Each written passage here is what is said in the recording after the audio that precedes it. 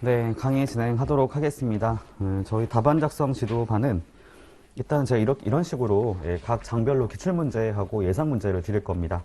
그래서 웬만하면 다 모든 문제를 같이 보고 정리를 할 것이고요. 그러니까 일단은 제가 조금의 시간은 드릴게요. 이게 뭐 문제를 먼저 보시고 답안 작성을 어떻게 해야 될까? 목차 정도만 생각해 보시면 좋을 것 같고요.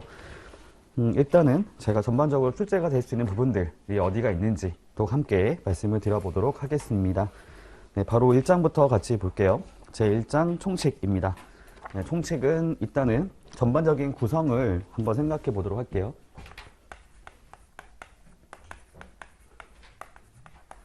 네, 여기 총칙은 저희 관세법 상에 보시면은 제 1조에서 제 12조까지로 구성이 되어 있습니다.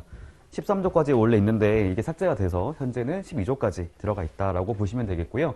여기 안에 보면은 총 4가지 절이 나옵니다. 1절은 통칙이라고 하는 것으로 구성이 되어 있어요. 여기는 1조에서 제 4조까지로 구성이 되어 있습니다. 그 다음에 2절 같은 경우는 관세법 적용 해석의 원칙, 법 적용의 원칙 등이라고 나옵니다.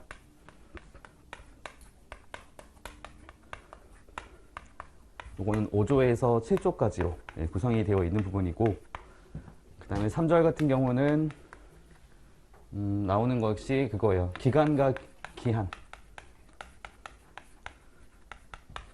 요거는 8조에서 10조까지로 구성이 되어 있고, 그 다음에 4절 같은 경우에는 서류의 송달 등이라고 나오는 부분이 있습니다.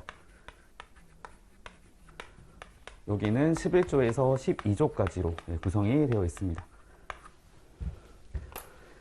자, 여기서 출제가 됐던 거를 말씀드려 보면은 여기서 한번 통째로 나왔었어요. 관세법 적용의 원칙 등에 대하여 설명하시오 라는 문제가 한번 나온 적이 있었습니다. 그래서 이거를 5조에서 7조까지 해당되는 거를 다 설명하면 되는 문제가 있었다라고 보시면 될 것 같고요. 그 다음에 여기서도 출제가 많이 됐었던 것이 있습니다. 기간과 기한 같은 경우에는 여기 안에 해부적인 조를 보게 되면 8조 같은 경우는 기간하고 기한의 계산이라고 나오는 것이 있고요. 9조 같은 경우는 납부기한, 관세 납부기한에 대해서 얘기하는 것이 있는데 여기 안에 조를 보면은 총 항이 3가지가 구성이 됩니다.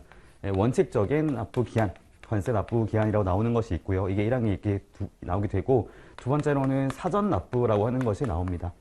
이 사전이라고 하는 것은 수입신고 수리 전을 말을 하는 거예요.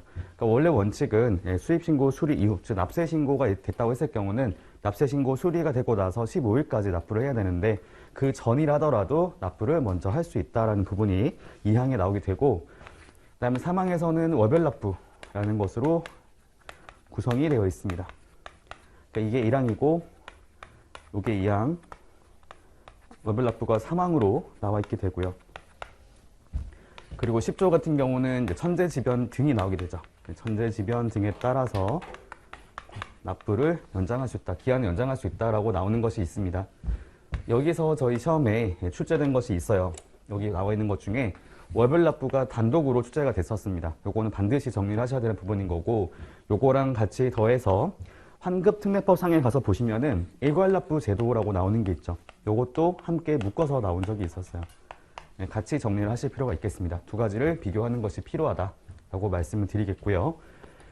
그 다음에 서류의 송달 등 같은 경우는 출제가 된 적이 없어요. 11조는 서류의 송달, 12조는 저희 서류의 보관이 나오게 됩니다. 요거는 출제된 적이 없어서, 그럼 이제 여기서 출제가 어디가 될 만하냐? 일단은 여기 나와 있는 것처럼 파랑새우 표시한 거 있잖아요. 요건 무조건 암기를 하셔야 되는 부분인 거고, 그 다음에 그리고 요것도 나왔었어요. 기간과 기한의 계산도 단독으로 출제가 됐었습니다. 그리고 요것까지 같이 더해서 납부 기한까지 더해서 또 출제가 된 적이 있었습니다. 그러니까 3절은 굉장히 중요하다라고 말씀을 드릴 수가 있을 것 같고요. 2절 같은 경우도 출제가 좀 많이 됐었기 때문에 여기도 정리를 잘할 필요가 있겠다라는 겁니다. 그리고 이제 1조부터 4조까지는 사실 단독으로 나올 만한 것들이 많지가 않아요. 1조 같은 경우 목적이죠. 목적은 절대로 나올 일이 없을 거고, 2조 같은 경우는 용어의 정의가 나오는데 용어의 정의 중에서 일부만 출제가 된 적이 있었고, 작년에 나왔던 문제가 그 중에서 통관의 정의를 묻는 것이 나온 적이 있었고요. 제가 봤을 때는 탁송품에 대한 부분이 출제가 될 수 있다고 생각이 들기 때문에 최소한 탁송품의 정의 정도는 알고 계시면 좋겠어요. 아마 문제가 나온다면 탁송품의 정의를 포함해서 탁송품의 특별통관 있잖아요. 같이 묶어 나올 수가 있거든요. 거기를 반드시 정리하시면 좋겠습니다. 3조 같은 경우는 관세 징수 우선이라고 하는 게 있는데 그것도 단독으로 출제가 된다기보다는 관세 징수 우선 같은 경우에는 관세 채권의 확보라고 하는 것하고 같이 묶어서 출제가 될 수 있다라고 생각이 들거든요. 네, 그것도 말씀드려 보도록 하고요. 4조 같은 경우는 내국세 등의 부가 징수라고 하는 부분이 있는데 여기는 제 생각에 출제가 된다면 그 시행령에 가서 보면은 절차가 나오는 것이 있죠. 네, 원래는 세관장이 징수를 해야 되는 것인데 요거를 세무서장에게 징수 요청을 하는 것이 나오는 게 있는데 네, 그 절차 정도만 출제가 될 수 있지 않을까라고 보고 있습니다. 네, 나머지 뭐 서류의 송달 등 같은 경우는 출제될 확률이 좀 낮다고 볼 수가 있겠어요. 이렇게 한번 말씀드려 봤고요.